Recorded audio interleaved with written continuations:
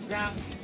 We're going to push it back in a bit and raise the plus button until our wheels are clear. And this part is a little hard if you haven't done it before, but you just guide it into those handlers there, you see?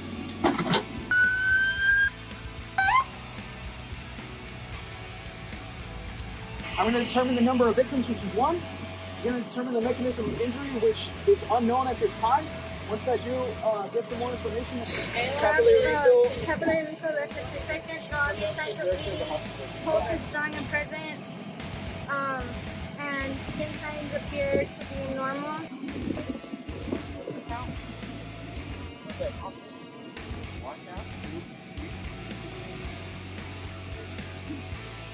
You already gave my pulse and my respiratory rate?